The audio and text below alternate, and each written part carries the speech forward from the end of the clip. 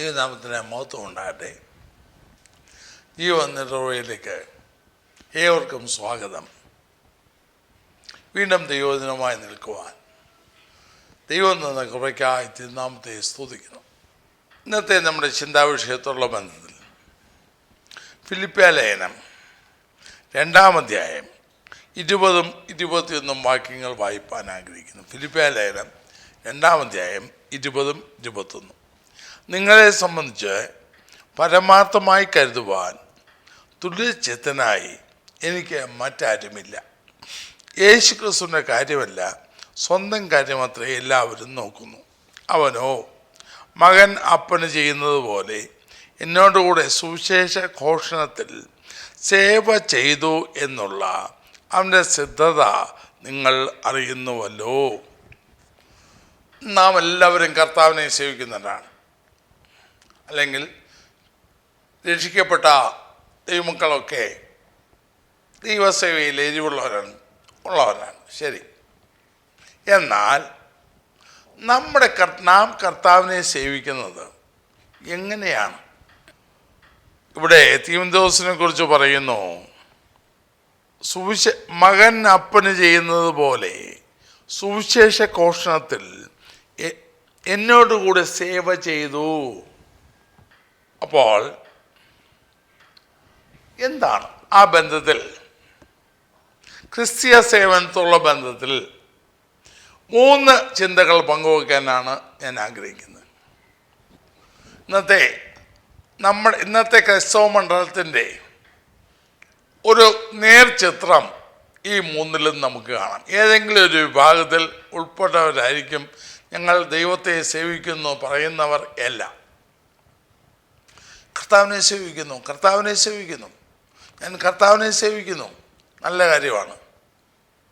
എന്നാൽ നമ്മുടെ സേവനം എങ്ങനെയുള്ളതാണ്?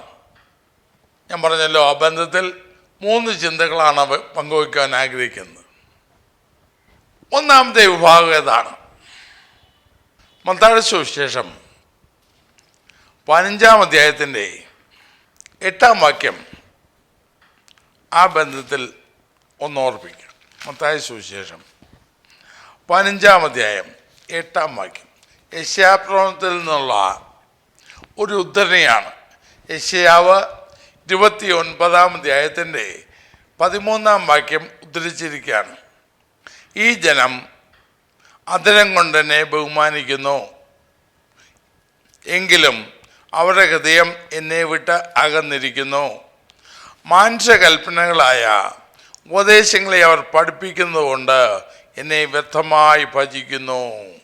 ഈ ജനം അധരം കൊണ്ട് എന്നെ ബഹുമാനിക്കുന്നു, എങ്കിലും അവരുടെ ഹൃദയം എന്നെ വിട്ടകന്നിരിക്കുന്നു. ഒന്നാമത്തെ ഗ്രൂപ്പ് ഞാൻ പങ്കുവെക്കുവാൻ ഉദ്ദേശിക്കുന്നത് അധര സേവക്കാർ. കർത്താവേ നിന്നെ സ്നേഹിക്കുന്നേ എന്ന് വാഗൊണ്ട് ധാരാളം പറയും.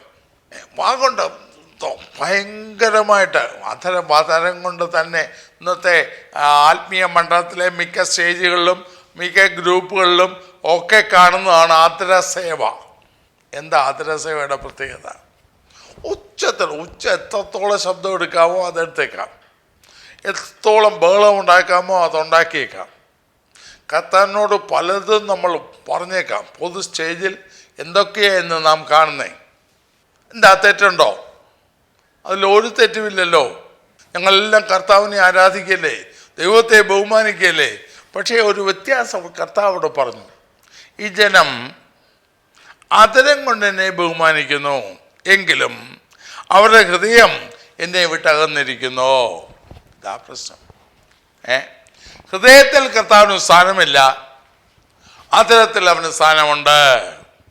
അത് കപടഭക്തിയാണെന്ന് കർത്താവ് പറയുന്നു. അതാ ഞാൻ പറഞ്ഞേ, അധരസേവക്കാർ, അധരസേവ. വാഗൊണ്ട് ഹൈ സൗണ്ടിങ് വേർഡ്സ്, ഒരുപാട് കാര്യങ്ങൾ നമ്മൾ തട്ടിവിടും. പക്ഷേ അതൊന്നും ഹൃദയത്തിൽ നിന്നല്ല വരുന്നേ. ആ യെശയ്യാപ്രവചനം 29-ാം അധ്യായം 13-ാം വാക്യം തന്നെ ഞാൻ വായിക്കാം. ഈ ജനം അടുത്തു വന്ന് വായ് കൊണ്ടും അധരം കൊണ്ടും എന്നെ ബഹുമാനിക്കുന്നു, എങ്കിലും തങ്ങളുടെ ഹൃദയത്തെ അവർ എങ്കിൽ നിന്ന് ദൂരത്തകറ്റി വെച്ചിരിക്കുന്നു. അടുത്ത സഹിക്കാൻ വയ്യാതെ എന്നോടുള്ള അവരുടെ ഭക്തി മനപ്പാടമാക്കിയ മനുഷ്യ കൽപ്പനയത്രേ. ഭക്തി ഭയങ്കരം, പക്ഷേ ഒന്നും ഹൃദയത്തിൽ നിന്നല്ല വരുന്നത്, ഓർമ്മയിൽ നിന്ന്, മനപ്പാടമാക്കിയ ഓർമ്മയിൽ നിന്ന്. മറ്റു വാക്കിൽ പറഞ്ഞാൽ അടുത്ത് വന്ന് വാഗൊണ്ട് ഭയങ്കര ബഹുമാനമാണ്, വാഗൊണ്ട് ഭയങ്കര സ്തുതിയാണ്. പലരും ധരിക്കുന്നത് ഒച്ചയിൽ ഒത്തിരി ശബ്ദിച്ചാൽ അതിലൊക്കെ ദൈവങ്ങൾ പ്രസാദിച്ചു പോകുന്ന, ഹൃദയമില്ലാതെ, ഹൃദയത്തിലില്ലാതെ, ഹൃദയത്തിൽ നിന്ന് വരാതെ വായിൽ നിന്ന് വരുന്നതൊന്നും ദൈവത്തിന് വേണ്ട. ഇന്നത്തെ ആത്മീയ സ്റ്റേജ് ഗാന ശുശ്രൂഷയിൽ, പ്രസംഗത്തിൽ, മുഖവുരയിൽ, ഇന്നത്തെ പരിപാടികളിലെല്ലാം ഒന്നൊരു കൺവെൻഷൻ എടുത്താൽ അതിൽ ഒരു ഉദ്ഘാടനമുണ്ട്, പിന്നെ അത് കഴിഞ്ഞ് ആമുഖമുണ്ട്, അതികളെ പരിചയപ്പെടുത്തലുണ്ട്. അതിലെവിടെയെങ്കിലും ദൈവനാമം മഹത്വപ്പെടുന്നുണ്ടോ? പോട്ടെ, ഇന്നത്തെ ഒരു പ്രസംഗം എടുത്താൽ ആ പ്രസംഗത്തിൽ ആദ്യത്തെ 10-15 മിനിറ്റ് മോരക്കളയും വല്ലതും പ്രയോജനപ്പെടുന്നു പറയുന്നു. അടുത്തിരിക്കുന്ന ആളുകളെ എല്ലാം പോഴ്ത്താൻ, മനുഷ്യനെ പൊക്കാൻ അതല്ലേ ഉപയോഗിക്കുന്നത്. ചുരുക്കി പറഞ്ഞാൽ ഒരു മധുരസേവയായി ഇന്നത്തെ ആരാധന, ഇന്നത്തെ പ്രവൃത്തികൾ മാറിപ്പോയില്ലേ. മാത്രമല്ല, മറ്റൊരു മനോഹരമായ വാക്യം എസ്കേൽ പറയുന്നുണ്ട്. എസ്കേൽ പ്രവചനം 33-ാം അധ്യായത്തിൽ ദൈവം എസ്കേലിനോട് മനോഹരമായ രീതിയിൽ അത് പറഞ്ഞത്, അതും ഞാൻ വായിക്കാം. 33-ാം അധ്യായം, എസ്കേൽ 33-ാം അധ്യായത്തിൻ്റെ 31-32. സംഘം കൂടി വരുന്നത് പോലെ അവർ നിന്റെ അടുക്കൽ വന്ന് എൻ്റെ ജനമായിട്ട് നിന്റെ മുൻപിൽ ഇരുന്ന് നിന്റെ വചനങ്ങളെ കേൾക്കുന്നു, എന്നാൽ അവർ അവയെ ചെയ്യുന്നില്ല. വായ് കൊണ്ട് അവർ വളരെ സ്നേഹം കാണിക്കുന്നു, ഹൃദയമോ ദുരാഗ്രഹത്തെ പിന്തുടരുന്നു. നീ അവർക്ക് മധുരസ്വരവും വാദ്യ നൈപുണ്യവുമുള്ള ഒരുത്തൻ്റെ പ്രേമഗീതം പോലെ ഇരിക്കുന്നു. അവർ നിന്റെ വചനങ്ങളെ കേൾക്കുന്നു, ചെയ്യുന്നില്ല താനും. കൂടുതൽ വിശദീകരണം ആവശ്യമുണ്ടോ? സംഘം കൂടി വരുന്നത് പോലെ പ്രകടനം ഭയങ്കരമാണ്. 10 മിനിറ്റ് മുഴങ്കാലിലിരിക്കാത്തവനും സ്റ്റേജിൽ വന്നാൽ അന്യഭാഷ പറയുന്ന മണിക്കൂറുകളാണ്. എവിടുന്ന് വരുന്നു? ആരും ചിന്തിക്കുന്നില്ല. കാരണം അതൊരു കോമൺ പ്രാക്ടീസായി മാറി. ഇന്നത്തെ ട്രെൻഡാണത്. അതര സേവ, ഹൃദയത്തിൽ നിന്നല്ലാതെ കപടമായി വായ് കൊണ്ട് വളരെ സ്നേഹം കാണിക്കുന്നു, പക്ഷേ ഹൃദയമോ ദുരാഗ്രഹത്തെ പിന്തുടരുന്നു. മറ്റേ ആരെയും നമുക്ക് കളിപ്പിക്കാം, പക്ഷേ കർത്താവിനെ കബളിപ്പിക്കുവാൻ സാധ്യമല്ല. കാരണം സകലത്തെയും മുൻകൂട്ടി അറിയുന്ന സർവജ്ഞാനിയായ സർവശക്തനായ നാം ഉത്ഭവിക്കുന്നതിന് മുൻപ് നാം എന്താണെന്ന് അറിഞ്ഞിരിക്കുന്ന ദൈവത്തിന് മുൻപിലാണ് അഗ്നിജ്വാലകൾ ഒത്ത കണ്ണുകളുള്ളവന്റെ മുൻപിൽ വന്ന് നിന്നിട്ടാണ് ഈ കാപട്യം കാണിക്കുന്നത്. എത്ര ദുഃഖകരമാണ്. അതര സേവക്കാർ. ഞാൻ അങ്ങനെ വെറും അധരം കൊണ്ട് കർത്താവേ നിന്നെ സ്നേഹിക്കുന്നു, കർത്താവേ നിന്നെ ബഹുമാനിക്കുന്നു എന്നൊക്കെ വെറും ആദരം കൊണ്ട് അമേരിക്കൻ മോഡലിൽ പറഞ്ഞാൽ, അല്ലെങ്കിൽ ഐ ലവ് യു വാഗുണ്ട്, ഹൃദയത്തിലില്ലെങ്കിലോ ഇങ്ങനെ പറഞ്ഞുകൊണ്ട് നമ്മെ തന്നെ ചതിക്കുകയല്ലേ പലപ്പോഴും. ആരാധന വരുന്നത്, സേവനം വരുന്നത് ഹൃദയത്തിൽ നിന്നാണ്. ഹൃദയം നിറഞ്ഞു കവിയുന്ന കപടമില്ലാത്ത വാക്കുകൾ, കപടമില്ലാത്ത ആദരങ്ങളിൽ നിന്നുള്ള എൻ്റെ പ്രാർത്ഥന കേൾക്കണമെന്ന് സംഗീതക്കാരൻ പറയുന്നു. പ്രിയമുള്ളവരെ, നാം അതര സേവക്കാരും ദൈവത്തെ സേവിക്കാൻ ഇറങ്ങി കർത്താവിനെ വിളിക്കുന്നു. പക്ഷേ ഹൃദയത്തെ ദൂരെ വച്ചിട്ട് അതിരം കൊണ്ട് മാത്രം അവനെ സേവിക്കുന്നെങ്കിൽ കപടഭക്തിക്കാരാണ്. നമ്മുടെ സേവനം ദൈവസേവനമല്ല. ദൈവം അത് അംഗീകരിക്കുന്നില്ല. അത് കർത്താവിന് ഇഷ്ടവുമല്ല. സ്തോത്രം. ശാന്തമായിരുന്ന നാം ചിന്തിച്ചാൽ നമുക്ക് തന്നെ കാണാം ഞാൻ ആത്മാർത്ഥമായി അവനെ സേവിക്കുന്നു. പൗലോസ്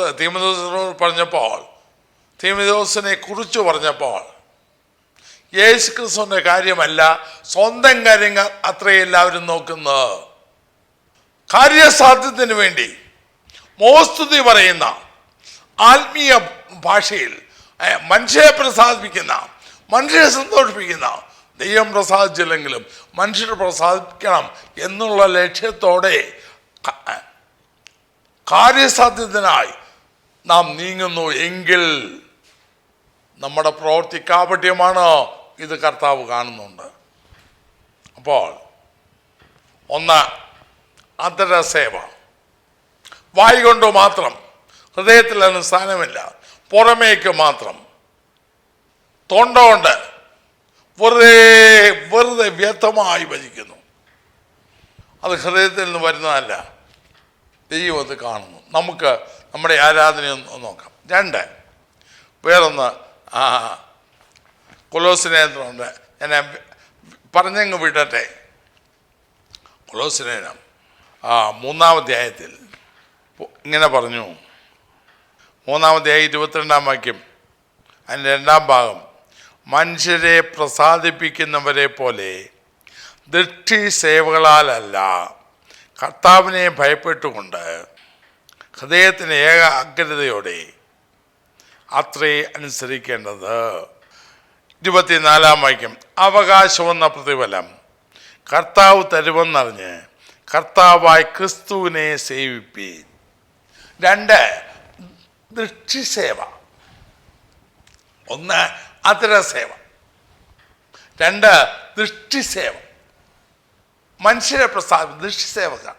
ഇപ്പോൾ എനിക്ക് പല അനുഭവം ഉണ്ടായ കാര്യത്തിൽ ഒരാളിനെ പണിക്ക് നിർത്തിയാൽ ഉടയവൻ കൂടെ ഉണ്ടെങ്കിൽ ഭയങ്കര പണിയാണ്. ഉടയവൻ അങ്ങോട്ട് മാറിയാൽ അവൻ പോയി ഓർത്തിരിക്കും. പിന്നെ ഉടയവൻ്റെ തലവട്ട കണ്ടാൽ അയ്യോ ഈ പുള്ളി ഭയങ്കര പണിയാണ്. പല അനുഭവങ്ങൾ എനിക്കുണ്ട്. കാഴ്ചയ്ക്ക് മത്തായി സുവിശേഷത്തിൽ 6-ാം അധ്യായത്തിൽ ഗിരിപ്രഭാഷണമധ്യേ കർത്താവ് ഇങ്ങനെ പറഞ്ഞായിരുന്നു, മനുഷ്യർ കാണേണ്ടതിന് 1-ാം വാക്യം, നിങ്ങളുടെ നീതിയെ അവരുടെ മുമ്പിൽ ചെയ്യാതിരിപ്പാൻ സൂക്ഷിപ്പീൻ, അല്ലാഞ്ഞാൽ സ്വർഗസ്ഥനായ നിങ്ങളുടെ പിതാവിൻ്റെ പക്കൽ നിങ്ങൾക്ക് പ്രതിഫലമില്ല. മനുഷ്യർ കാണേണ്ടതിന്, മനുഷ്യർ കാണാൻ. അത് പല കാര്യങ്ങളോട് ബന്ധത്തിൽ പറയും. തൊട്ട് താഴെയുണ്ട്, ഭിക്ഷ കൊടുക്കുമ്പോൾ അത് പെരുമ്പറ 5 രൂപ കൊടുത്താൽ 10 അല്ലെങ്കിൽ 10 രൂപ കൊടുത്താൽ 10,000 രൂപയുടെ പരസ്യം. എന്തെങ്കിലും ഒന്ന് ദാനം ചെയ്താൽ കർത്താവ് പറഞ്ഞു, വലങ്കൈ ചെയ്യുന്നത് ഇടങ്കൈ അറിയരുത്. പ്രതിഫലം തരുന്ന കർത്താവാണ്. ഇന്നോ നമ്മുടെ സമൂഹത്തിൽ കാണുന്നത് എന്താണ്? പിന്നെ പ്രാർത്ഥിക്കുമ്പോഴോ എങ്ങനെ പ്രാർത്ഥിക്കണം? മത്തായി 6:5 നിങ്ങൾ പ്രാർത്ഥിക്കുമ്പോൾ കപടഭക്തിക്കാരെ പോലെയാകരുത്, അവർ മനുഷ്യർക്ക് വിളങ്ങേണ്ടതിന് പള്ളികളിലും തെരുക്കോണുകളിലും നിന്നുകൊണ്ട് പ്രാർത്ഥിപ്പാൻ ഇഷ്ടപ്പെടുന്നു. ഇന്നത്തെ ഒരു പ്രധാന വിനോദമാണ്, ഒരുപക്ഷെ എനിക്ക് കല്ലേറ് വന്നേക്കാം, എന്നാലും സാരമില്ല, ഇന്നത്തെ ഒരു പ്രധാന വിനോദമാണ് ഉപവാസ പ്രാർത്ഥനകൾ. ആത്മീയ മണ്ഡലത്തിലെ ഞാൻ ഉപവാസത്തിനെതിരല്ല, വളരെയേറെ ഉപവസിക്കുകയും പ്രാർത്ഥിക്കുകയും എൻ്റെ ജീവിതത്തിൻ്റെ ഭാഗമാക്കിയിരിക്കുന്ന വ്യക്തിയാണ് ഞാൻ. പക്ഷേ ഈ ഉപവാസ പ്രഹസനത്തിന് ഞാൻ എതിരാണ്. 21 ദിവസത്തെ ഉപവാസപ്രാർത്ഥന പെരുമ്പറയടിച്ച് കഥാപാത്രങ്ങൾ പലര് രംഗത്ത് അണിനിരന്ന് എന്തിനു പറയുന്നു? ഇതാണോ ദൈവോദ്ദേശ ഉപവാസം? എന്തായിരിക്കണം ഉപവാസം നടക്കേണ്ടതെന്ന് യശാപ്രവചനം 58-ാം അധ്യായത്തിൽ എഴുതിയിട്ടുണ്ട്. അന്യായ ബന്ധനങ്ങളെ അഴിക്കുക, നോഹത്തിന്റെ അമരക്കരകളെ അഴിക്കുക, ബന്ധനായിരിക്കുന്ന അഴിച്ചുകൂട്. നിങ്ങൾ ചെയ്യേണ്ടത് ചെയ്യ്. അത് വല്ലതും ഉണ്ടോ? ശുദ്ധീകരണമുണ്ടോ? ഏറ്റുപറച്ചിലുണ്ടോ? ക്രമീകരണമുണ്ടോ? മനുഷ്യർ കാണാൻ, മനുഷ്യരുടെ പേരെടുക്കാൻ. ഇന്ന് എല്ലാ പരിപാടിയും പ്രസിദ്ധിക്ക് വേണ്ടി, പേരിന് വേണ്ടി, ലോകത്തിന്റെ നേട്ടങ്ങൾക്ക് വേണ്ടി, സ്വന്തം കാര്യം തന്നെത്താൻ ഉയർത്തി കാണിക്കാൻ മനുഷ്യർ കാണേണ്ടതിന് ദൃശ്യസേവ. കർത്താവ് കാണണമെന്നില്ല. എനിക്ക് ചില മനുഷ്യരൊക്കെ പ്രാർത്ഥിക്കുന്നത് കേട്ടിട്ട്, പൊതുവിൽ പരസ്യമായുള്ള അവരുടെ പ്രാർത്ഥനാവാചകം കേട്ട് ഞാൻ ആശിച്ചു പോയിട്ടുണ്ട്, കർത്താവെ എനിക്കും ഇതുപോലെ പ്രാർത്ഥിക്കാൻ കഴിഞ്ഞിരുന്നെങ്കിൽ. കാരണം അത്ര വശ്യമായി, അത്ര മനോഹരമായി. ഞാനത് കുറ്റം പറയുന്നില്ല. അല്ലെങ്കിൽ അറബിഷിക്കൻ്റെ കയ്യിലുള്ളത് അവന് ഇല്ലാത്ത ഉണ്ടാക്കി കൊടുക്കത്തക്ക രീതിയിൽ അവരെ വശീകരിക്കുന്ന പ്രാർത്ഥനക്കാരുണ്ട്. കർത്താവ് ഇത് കാണുന്നു എന്നും അവനത് പ്രസാദമല്ലെന്നും ഇതിന് കണക്ക് കൊടുക്കേണ്ടി വരുന്നു എന്നും ഈ പാവങ്ങൾ ചിന്തിക്കുന്നില്ലല്ലോ. ചെയ്യുന്നതെല്ലാം മനുഷ്യർ കാണാൻ, മനുഷ്യ അംഗീകരിക്കാൻ. ഞാൻ ചെയ്യുന്നതോ കൊലോസ്യത്തിൽ പൗലോസ് പറഞ്ഞതാണല്ലോ, അവകാശമെന്ന പ്രതിഫലം കർത്താവ് തരുമെന്നറിഞ്ഞു. കർത്താവായ ക്രിസ്തുവിനെ സേവിപ്പിന് അവിടെ ദാസന്മാരോട് പറയുകയാണ്, അടിമകളോട് പറയുക, നിങ്ങൾ മനുഷ്യരെ പ്രസാദിപ്പിക്കുന്നവരെ കൂടെ ആകരുത്. നിങ്ങൾ ചെയ്യുന്നത് കർത്താവിന് ചെയ്യുന്ന പോലെ ആണ്, അല്ലാതെ മനുഷ്യൻ്റെ അംഗീകാരത്തിനാകരുത്. എന്നാൽ ഇന്ന് മനുഷ്യൻ്റെ അംഗീകാരമല്ലേ വിഷയം. ഗലാത്യലേഖനത്തിൽ 1-ാമത്തെ അധ്യായത്തിൽ തന്നെ പൗലോസ് ഇങ്ങനെ പറഞ്ഞല്ലോ, ഇപ്പോൾ ഞാൻ മനുഷ്യരെയോ ദൈവത്തെയോ സന്തോഷിപ്പിക്കുന്നത് ഇന്ന് ഞാൻ മനുഷ്യരെ പ്രസാദിപ്പിക്കുന്നു എങ്കിൽ ക്രിസ്തുവിൻ്റെ ദാസനായിരിക്കുകയില്ല എന്ന് പൗലോസ് പറഞ്ഞല്ലോ. നമ്മുടെ പരിപാടികളെല്ലാം എന്തുദ്ദേശോടെയാണ്? പലതും പലതും പലതും ദൃഷ്ടിസേവയല്ലേ. മനുഷ്യർ കാണാൻ, മനുഷ്യ അംഗീകരിക്കാൻ, മനുഷ്യനെ പ്രസാദിപ്പിക്കാൻ. എൻ്റെ ദൈവം എന്നിൽ പ്രസാദിക്കണം എന്ന രീതിയിലല്ലല്ലോ പല ചെയ്തികളും. ഞാനെല്ലാം പൊളിച്ചങ്ങോട്ട് പറയുന്നില്ല. ഇന്ന് ഇതല്ലേ നാം കാണുന്നത്? ദൈവത്തെ പ്രസാദിപ്പിക്കണം ഇല്ല. ആദരസേവക്കാരും ദൃശ്യസേവക്കാരും കൊണ്ട് ആത്മീയ മണ്ഡലം നിറഞ്ഞു. അതെല്ലാം പൗലോസിൻ്റെ ഒറ്റ വാക്കിൽ ഒതുങ്ങി. യേശു ക്രിസ്തുവിൻ്റെ കാര്യമല്ല, സ്വന്തം കാര്യമത്രേ എല്ലാവരും നോക്കുന്നത്. സ്വന്തം കാര്യസാധനത്തിന് വേണ്ടി, സ്വന്തം അംഗീകാരത്തിന് വേണ്ടി, സ്വന്തം നേട്ടത്തിന് വേണ്ടി.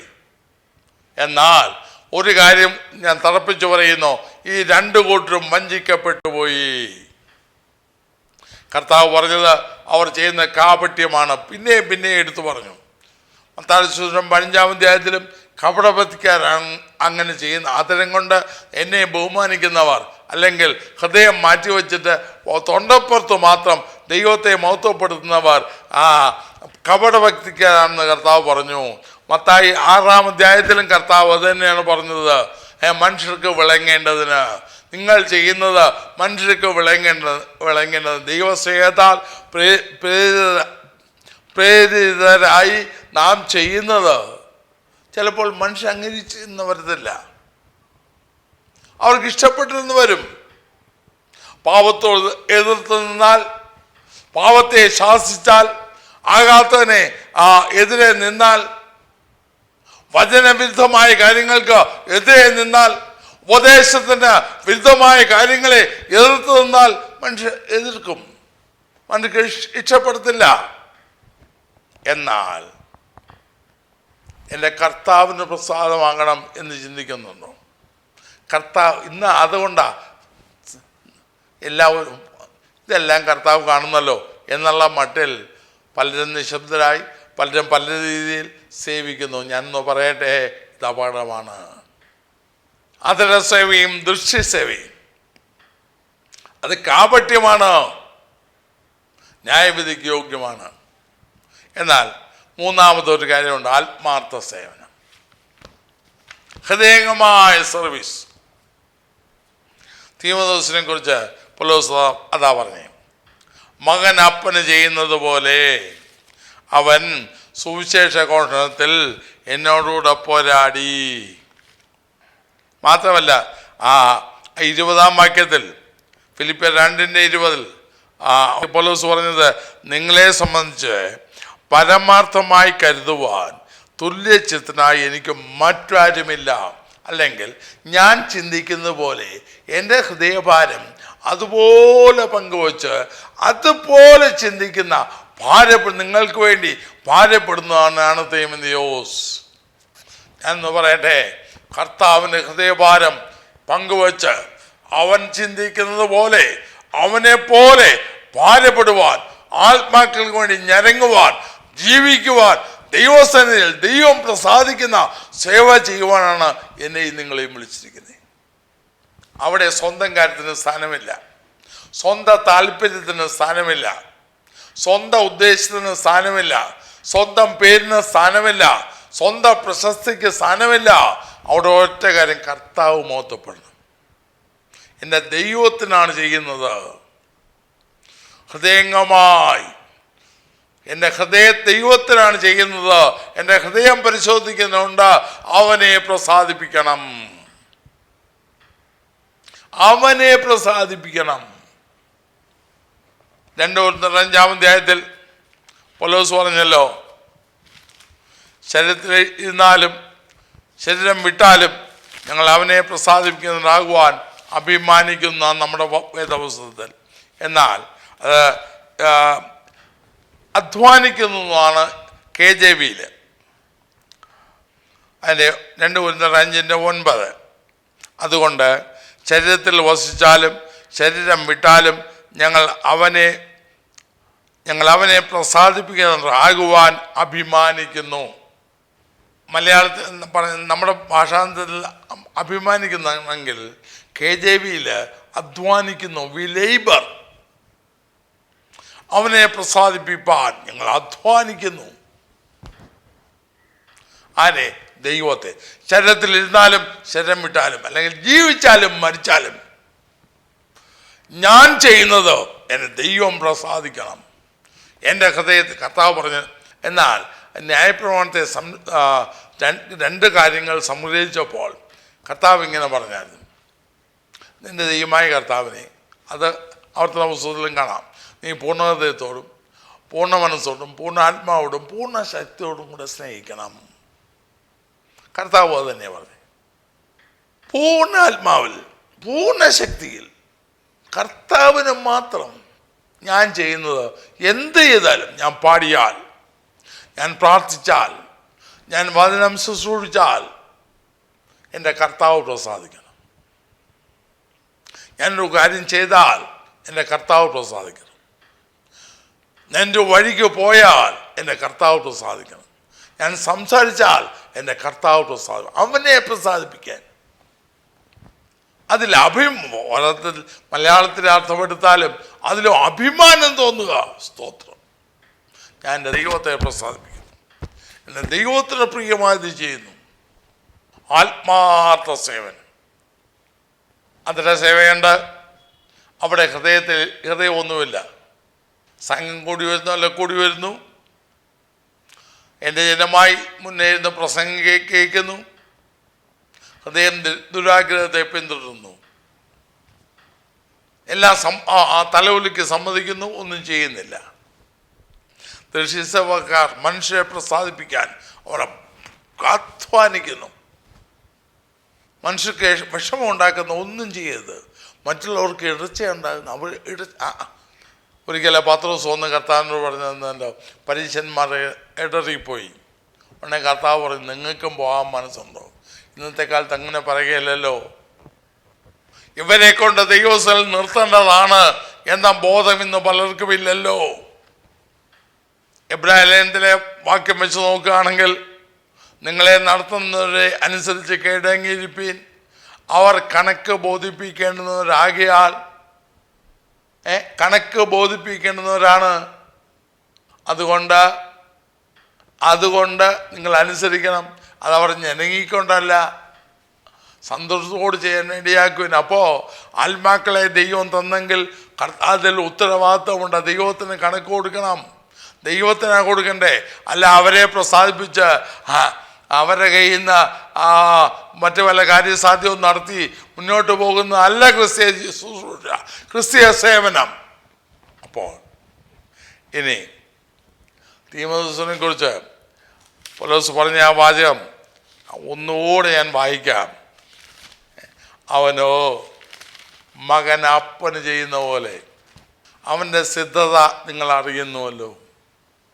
വേറെ ആരും എൻ്റെ ഹൃദയഭാരം പങ്കുവെക്കാനില്ല. തീമോഥെയോസ് മാത്രം. അവന് മോൻ അപ്പനെ ശുശ്രൂഷിക്കുന്ന പോലെ എന്നെ ശുശ്രൂഷിച്ചു. തീമോഥെയോസിൻ്റെ ലേഖനത്തിലുണ്ട്, അന്ത്യോക്യയിലും ഇക്കോന്യയിലുമെല്ലാം എനിക്ക് കേട്ട കഷ്ടം നീ കണ്ടറിഞ്ഞുവല്ലോ, നീ കണ്ടതാണല്ലോ. അല്ലെങ്കിൽ പൗലോസ് അനുഭവിച്ച കഷ്ടങ്ങളൊക്കെ അവനും പങ്കാളിയായെന്നർത്ഥം. പ്രിയമുള്ളവരെ, നാം എങ്ങനെ കർത്താവിനെ സേവിക്കുന്നു? നാം എങ്ങനെ അവനെ സേവിക്കുന്നു? വെറും ആദരം കൊണ്ടോ, അതോ മനുഷ്യരെ പ്രസാദിപ്പിക്കാൻ ദൃശ്യസേവയോ, കാണുമ്പോൾ എല്ലാം നന്നായിട്ടും ഉള്ളിൽ മറ്റൊന്നുമോ, അതോ ആത്മാർത്ഥമായ സേവയോ? അവർക്ക് ഒരുപക്ഷെ ഇവിടെ വേദനയായിരിക്കും, തിരസ്കാരമായിരിക്കും, സമൂഹം അവരെ അംഗീകരിച്ചില്ലെന്ന് വരും, അവർക്ക് കഷ്ടതയായിരിക്കും. തീമോഥെയോസിനോട് തന്നെ പൗലോസ് പറഞ്ഞായിരുന്നല്ലോ, ക്രിസ്തു യേശുവിൽ ഭക്തിയോടെ ജീവിപ്പാൻ മനസ്സുള്ളവർക്കെല്ലാം ഉപദ്രവം ഉണ്ടാകും. അവർക്ക് ഈ ലോകം യോഗ്യമല്ല, അവർക്ക് ഈ ലോകം അനുകൂലമല്ല. പക്ഷേ ഒരു ദിവസം വരും. മലാക്കിയുടെ പ്രവചനം 3-ാം അധ്യായം 17-ാം വാക്യത്തിൽ ഇങ്ങനെ കാണാം, ഞാൻ ഉണ്ടാക്കുവാനുള്ള ദിവസത്തിൽ അവർ എനിക്കൊരു നിക്ഷേപമായിരിക്കും എന്ന് സൈന്യങ്ങൾ യഹോവ അരുളിച്ചെയ്യുന്നു. ഒരു മനുഷ്യൻ തനിക്ക് ശുശ്രൂഷ ചെയ്യുന്ന മകനെ ആദരിക്കുന്നത് പോലെ ഞാൻ അവരെ ആദരിക്കും. ഒരു മനുഷ്യൻ തനിക്ക് ശുശ്രൂഷ ചെയ്ത മകനെ ആദരിക്കുന്നത് പോലെ ഞാൻ അവരെ ആദരിക്കും. അപ്പോൾ നാം വിശ്വസ്തയോടെ ഹൃദയംഗമായി പൂർണ്ണ ഹൃദയത്തോടെ കർത്താവിനെ സേവിച്ചാൽ പരസ്യമായി ആദരിക്കപ്പെടുന്ന ഒരു ദിവസമുണ്ട്. അതിൻ്റെ 12-ാം വാക്യത്തിൽ, അപ്പോൾ നിങ്ങൾ നീതിമാനും ദുഷ്ടനും തമ്മിലും ദൈവത്തെ സേവിക്കുന്നവനും സേവിക്കാത്തവനും തമ്മിലുള്ള വ്യത്യാസം വീണ്ടും കാണും. മറ്റു വാക്കിൽ പറഞ്ഞാൽ, എൻ്റെ ഭാഷയിൽ ആദര സേവക്കാരും ദൃഷ്ടി സേവക്കാരും ആത്മാർത്ഥ സേവക്കാരും തമ്മിലുള്ള വ്യത്യാസം കാണും. ആത്മാർത്ഥമായി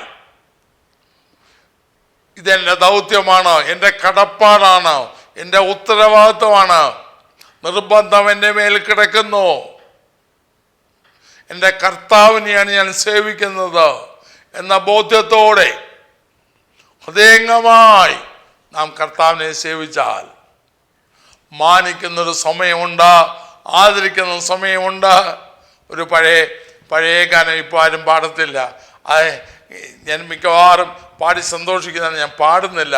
പ്രതിഫലങ്ങൾ വിഭാഗിച്ചു കൊടുക്കും, തനിപ്പേർക്കായി പാർത്തലെ വിശ്വസ്തരായി ജീവിതം ചെയ്തതിന് ശുദ്ധിമാൻ മാർഗണം വാങ്ങിയിടും സമ്മാനം ആസസ്. ഇവിടെ കിട്ടുന്നതെല്ലാം താൽക്കാലികമാണ്, പക്ഷേ മനുഷ്യർക്ക് അത് മതി. എന്നാൽ സകല വിശ്വസന്മാരും കൂടി നിൽക്കുന്ന സദസ്സിൽ പരസ്യമായി എൻ്റെ കർത്താവ് മാനിക്കുന്നത്, എൻ്റെ കർത്താവ് ആദരിക്കുന്നത് എത്ര ശ്രേഷ്ഠമാണ്. മാത്രമല്ല, നാം ചെയ്യുന്ന ഒന്നും എൻ്റെ കർത്താവ് മറക്കുന്നവനല്ല. അവൻ്റെ പുസ്തകത്തിൽ സകലവും രേഖപ്പെടുത്തിയിരിക്കുന്നു. അത് ഒരാളിരുന്ന് എഴുതുന്നതല്ലോ. നമുക്കിപ്പോൾ അത്രയും അഡ്വാൻസ്ഡ് ആയിട്ട് കാര്യങ്ങൾ മുന്നോട്ട് നീങ്ങുമ്പോൾ ഓട്ടോമാറ്റിക് റെക്കോർഡിങ് പോലെ അതിപ്പോഴല്ലേ നാം മനസ്സിലാക്കുന്നത്.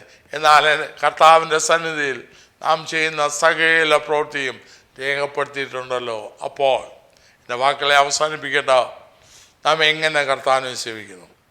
കഥയന്മാർ ആദര സേവക്കാരോ, അതോ ദൃഷ്ടി സേവക്കാരോ, അതോ ആത്മാർത്ഥ സേവകരോ? നാം എങ്ങനെ അവനെ സേവിക്കുന്നോ കർത്താവിനറിയാം. ആ നാളിൽ കർത്താവിനാൽ മാനിക്കപ്പെടുവാൻ അവകാശമെന്ന പ്രതിഫലം കർത്താവിൽ നിന്ന് പ്രാപിക്കാൻ പൗലോസ് പറഞ്ഞ പോലെ, ഞാൻ നല്ലപോലെ പൊരുതു, ഓട്ടം തികച്ചു, വിശ്വാസം കാത്തു, ഇനി നീതിയുടെ കിരീടം എനിക്കായി വെച്ചിരിക്കുന്നു. അത് വേറെ ആരുമല്ല തരുന്നത്, നീതിയുള്ള ന്യായാധിപതിയായ കർത്താവ്. സ്തോത്രം! എത്ര പ്രത്യാശയോടാണ്, എത്ര ധൈര്യത്തോടാണ് പൗലോസ് പറയുന്നത്. മരണത്തെ മുഖാമുഖം കണ്ട് അധികം നാളില്ല എന്ന് മനസ്സിലാക്കിയ കർത്താവിൻ്റെ ദാസൻ പറയുന്നു, എനിക്ക് ആ ദിവസമുണ്ട്, എനിക്ക് പ്രതിഫലമുണ്ട്, എനിക്കത് ഉത്തമ ബോധ്യമുണ്ട്, അതെനിക്ക് കിട്ടും. അത് കിട്ടണമെങ്കിൽ ആത്മാർത്ഥമായി സേവ ചെയ്യണം. അതിനെ കൊണ്ട് സേവ ചെയ്താൽ പോരാ, മറ്റുള്ളവരെ കാണിക്കാൻ സേവിച്ചാൽ പോരാ. കർത്താവിനെ സേവിക്കുക, കർത്താവിനെ സേവിക്കുക പൂർണ്ണ ഹൃദയത്തോടെ, പൂർണ്ണ ആത്മാവോടെ, പൂർണ്ണ മനസ്സോടെ കർത്താവിനെ സേവിക്കുക. എങ്കിൽ അത് നഷ്ടമല്ല. കർത്താവ് പ്രതിഫലം തരും. ആ നാളടുത്തു, അതിനായി ഒരുങ്ങാം. ദൈവം നമ്മെ അനുഗ്രഹിക്കട്ടെ. കർത്താവേ, സ്നേഹവനായ സ്വർഗീയ പിതാവേ, നല്ല സമയത്തിനായ സ്തോത്രം. നാഥ, നിങ്ങളുടെ സേവ എങ്ങനെയുള്ളതെന്ന് അല്പമായി ചിന്തിപ്പാൻ ഞങ്ങളെ സഹായിച്ചതിനായി സ്തോത്രം. ആദര സേവക്കാരായി, ദൃഷ്ടി സേവക്കാരായി ഞങ്ങൾ മാറാതെ ആത്മാർത്ഥതയോടെ, വിശ്വസ്തയോടെ, പരമാർത്ഥമായി അങ്ങേ സേവിച്ച് അതാ അങ്ങ് പ്രതിഫലം വിധിക്കുന്ന ദിവസത്തിൽ അങ്ങിൽ നിന്ന് കണക്കിലേറെ വാങ്ങുവാൻ ഞങ്ങളെ ഒരുക്കണമേ. നിങ്ങളോട് സംസാരിക്കണമേ. ഞങ്ങൾ എങ്ങനെ സേവിക്കുന്നുവെന്ന് ഞങ്ങളെ തന്നെ കണ്ടുപിടിപ്പാൻ അവിടുന്ന് ഇവരെ സഹായിക്കണമേ. യേശു ക്രിസ്തുവിന്റെ നാമത്തിൽ പിതാവേ, ആമേൻ. ഈ വീഡിയോ നിങ്ങൾക്ക് ഇഷ്ടമായെങ്കിൽ, നിങ്ങൾക്ക് പ്രയോജനപ്രദമായെങ്കിൽ മറ്റുള്ളവർക്കും ഷെയർ ചെയ്ത് കൊടുക്കുക. നിങ്ങൾക്കായി പ്രാർത്ഥിക്കുക. ദൈവം നിങ്ങളെ അനുഗ്രഹിക്കുമാറാകട്ടെ.